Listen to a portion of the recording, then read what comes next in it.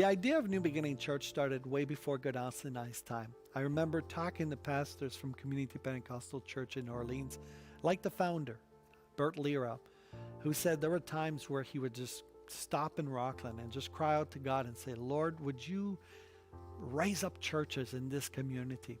I remember Pastor George Atkinson, we used to call him Pastor A, and he mobilized teams to go and do prayer walks in the community, and he mobilized teams to go and host soccer camps to reach families, and drive-in movies with a gospel message to plant seeds in people.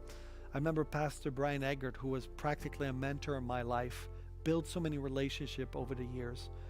I remember Pastor Daring Godfrey, who was instrumental in getting us off the ground and started because he had church planting experience.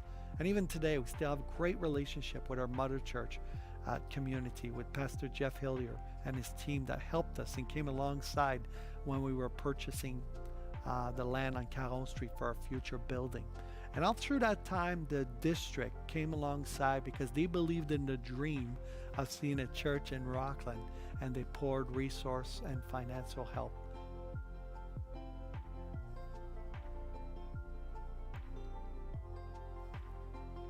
I still remember to this day, I went to the congregation at Community and I said the dream, I shared the dream that God placed in our heart to start a church in Rockland.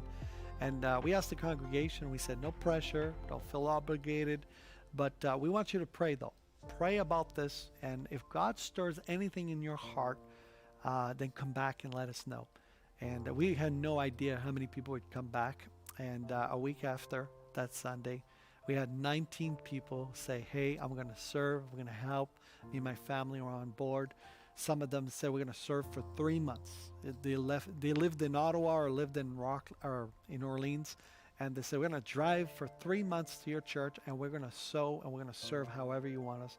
Others have said we're going to serve for 6 months, and we even had families who said we're going to give you a year of our lives to help New Beginning Church launch. And we were so blessed by the amount of workers who said they want to come and serve. We even have a family who's still here today. And it's just amazing who God put together to get us started.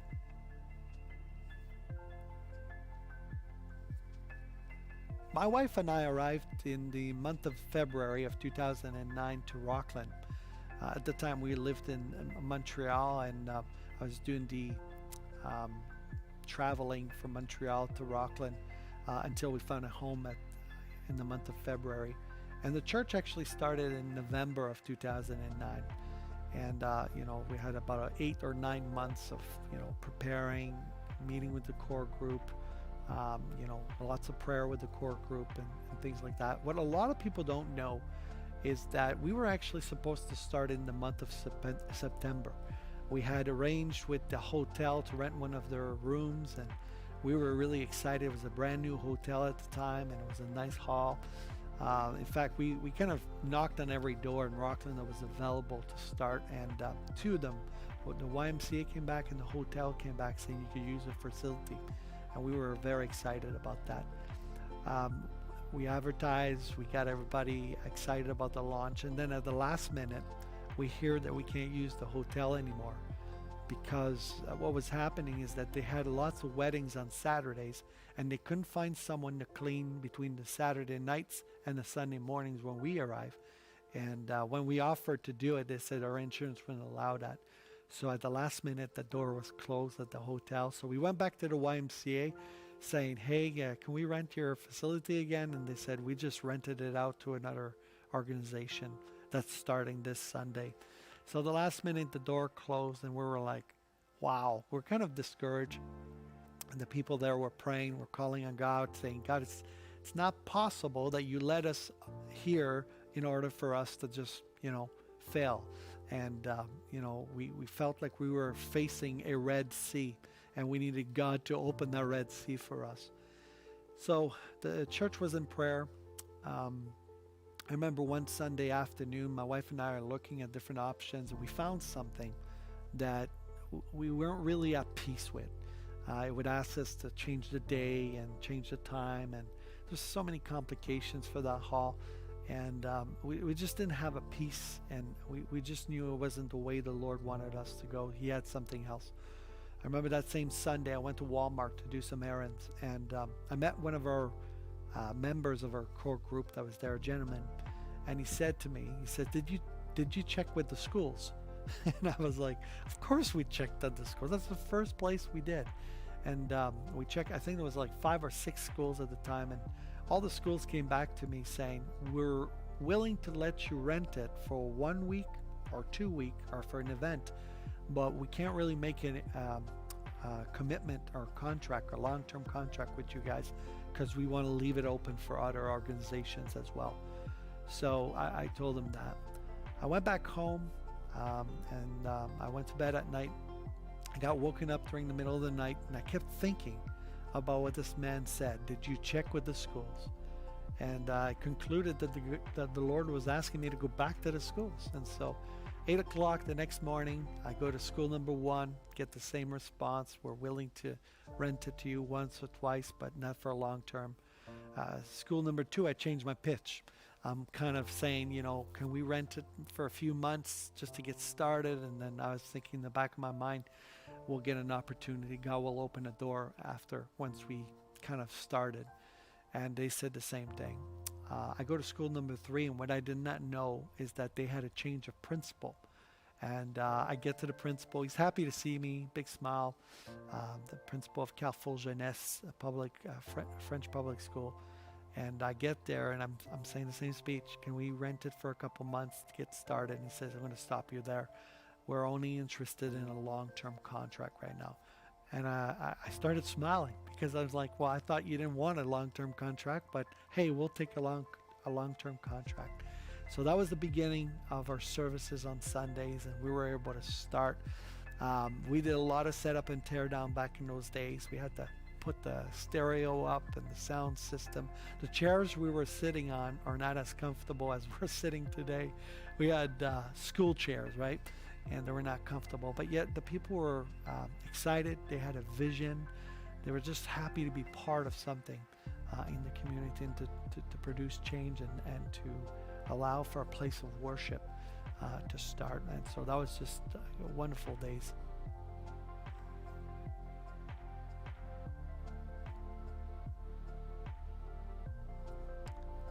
There's so many things that I saw God do over the years. I saw God do some amazing miracles.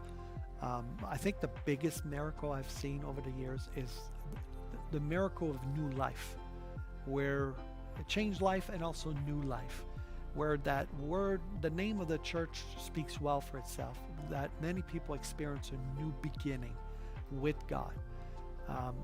That's the biggest miracle. We did see God heal people. We did see God provide open doors and make a way where there is no way, and open Red Seas. We've seen that a lot of times. But the biggest miracle was in new lives, people experiencing Christ in a whole new way, giving their life to Jesus, experiencing a new beginning with God. And, that was the vision from the start. We never wanted to plant the church by emptying other churches. Our strategy was never to go and solicit or recruit people from other churches. But today we look back and we see so many first generation Christians in our church, and that's the greatest miracle. The other miracle is the amount of locations we were able to find, and every time it was the Lord leading us and opening a door for us. It went from the Carrefour, the French public Carrefour Jeunesse on St. Jean Street gym. And then after we went to the Optimus Hall for almost a year. And then after we moved to the MMM, rented out 2 commercial units there because we felt we needed presence during the week where people could just walk in and receive prayer, have someone to listen to them, and that they could talk about it, whatever, and a place where they could connect with God, right? And then, we thought we had it done. We thought we had it settled at the MMM, next to the MMM. And I remember we had 2 services. We could fit we were renting about 1,800 square feet, and we had 2 services. And we thought we had it comfortable and everything. And then all of a sudden, a Friday afternoon, a gentleman walks in. I didn't know him, and he says, "Can I speak to the guy in charge here?" And so the secretary sent him over my way, and he says, "I got a unit right now that may interest you." And I'm thinking in my head, we got it settled here, and it's not going to hurt to check it out. So the three of us, there was another lady that was there, and the three of us, we went to check it out. We get there, and the place is 4,300 square foot. 4,300 square foot. It's double the size of what we have right now. It's fantastic. It's beautiful. It's got a lot of space. It's practical. Plus, it's more affordable than what we were paying over there. And it was a no-brainer that God was opening a new door for us. And we've moved here. We've been here ever since. And the Lord's really helped us. During COVID, we had the situation where we had to social distance. It would reduce our capacity. And, we lost our unit downstairs for the kids. And we were wondering what's next, right? We faced a dead end again.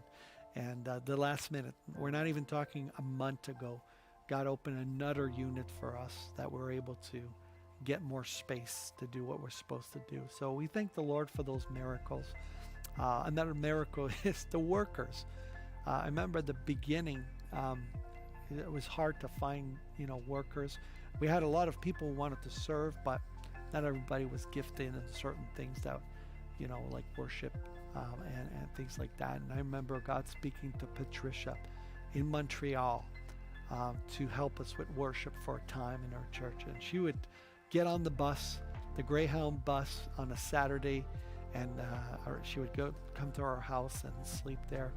And then on Sunday, she would lead worship. And she did that for a long time until God raised up somebody else. And we're just so thankful for the amount of workers, because every time we moved locations, we would have to do renovations. We'd have to, set it up.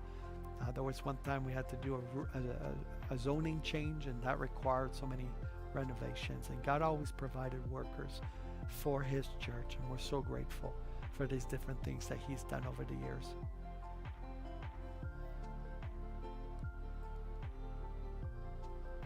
If the Lord tarries for the next 12 years, I would love to see what He's done continue and just amplify. There's a verse in the book of Acts that says, "And the number of disciples multiplied." That's my dream. That's my prayer, and I know it's also the prayer of a lot of people in our church. We want to see more souls come to Christ.